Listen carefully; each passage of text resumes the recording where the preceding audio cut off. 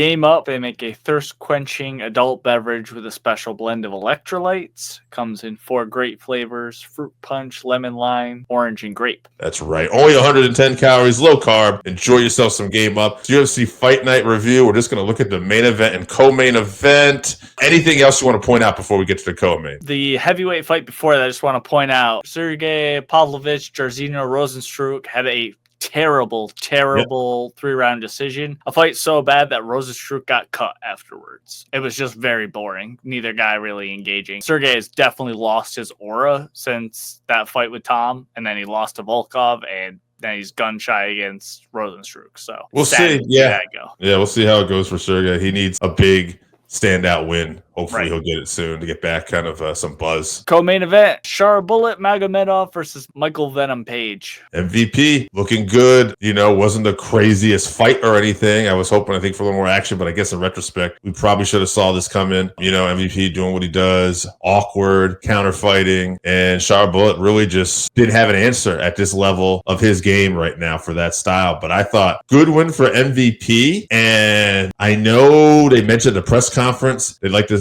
He's interested in fighting Leon Edwards in the UK at welterweight. Great fight. Dana said, I'm not opposed to that. I like that, which is usually a good sign. But I just want to throw one other one out there because I don't know if he's going to leave yet. But great fight at middleweight. Could probably be boring, but with Izzy losing, MVP versus Adesanya could also be a fight to possibly make as well. I'm just saying, good stuff for MVP getting this win here. Yeah, I don't think he's going to fight Izzy because they're kind of like boys, which is like the whole reason why I fought Sharaputdin, because Sharaputdin called out Izzy. And then he was like, no, I'll take care of this, Izzy.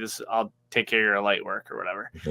I saw that he also called out Yuri, that he wouldn't mind moving up to 205 to fight Yuri. And that would be a very fun matchup. Interesting. Does nothing for Yuri as far as, that dude's trying to get back to a title, and that doesn't do anything for him. But for fans, that's a very fun fight. Yeah, Leon Edwards at welterweight, that's also great. I just think MVP, and I did pick MVP by decision in this, and it kind of went the way I saw, where it's just really hard to land on the guy.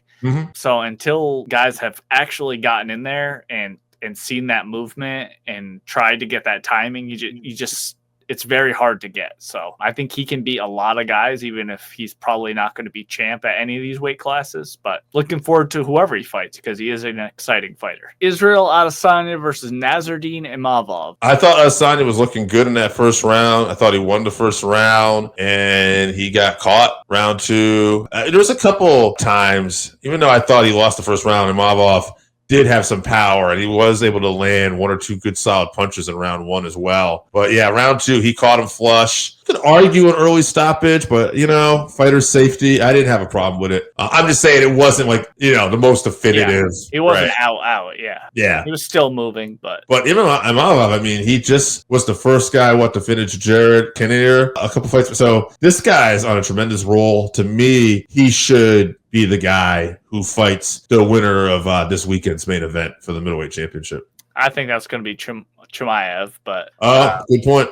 So I think he needs one more, probably, unless he fights Chimaev and the winner fights for the title after that. But if DDP were to lose this weekend, he might could do that fight. So I agree with you. Izzy was looking really good in round 1. In round 2, there was the eye poke too, and then he tried to do the Pineda thing where he waved off the ref, and then he switched stances. And as soon as he switched stances, Imavov hit him with that overhand, and he just caught him flush and then followed up. So good on Imavov. He's definitely improved since his loss to Strickland a couple years ago. I don't know if he beats Strickland, if Strickland's champ. I don't know if he beats DDP. I don't know if he beats Izzy again if they fight again. I think this is more about Izzy than it is about Imavov. Imavov didn't do anything different than he's been doing, but this is twice in a row now that Izzy was looking really good and got caught by something that normally he would be able to weather, and then ended up getting finished. So not sure. I know he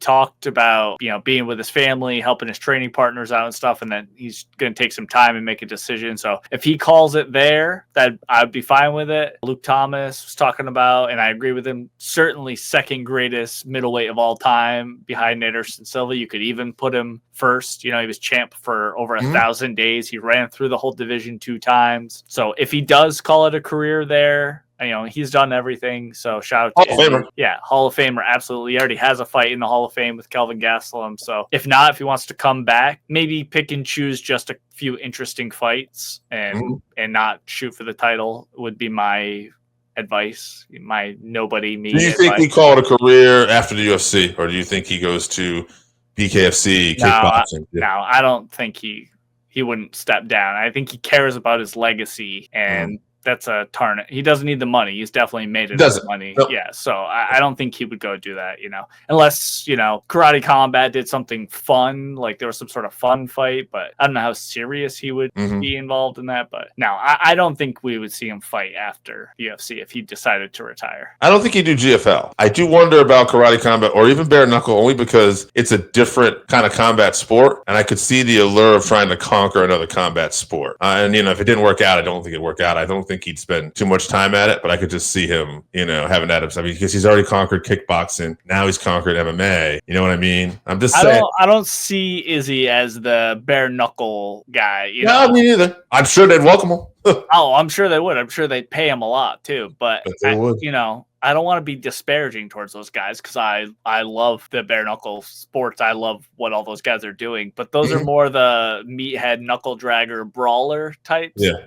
Izzy is more of like the technical artist, painting a canvas through martial arts kind of thing. I agree.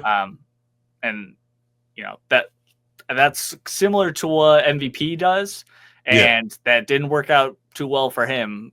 No. He got his ass kicked by Mike Perry. So good point. I don't think Izzy would want to do that either, but there could be some fun fights over there. If you haven't tried Game Up, then you are missing out. Imagine your favorite seltzer and your favorite sports drink had a baby, but it's way better than that.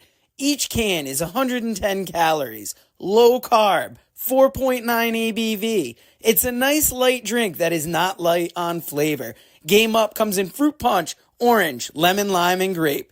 Pick it up at drinkgameup.com.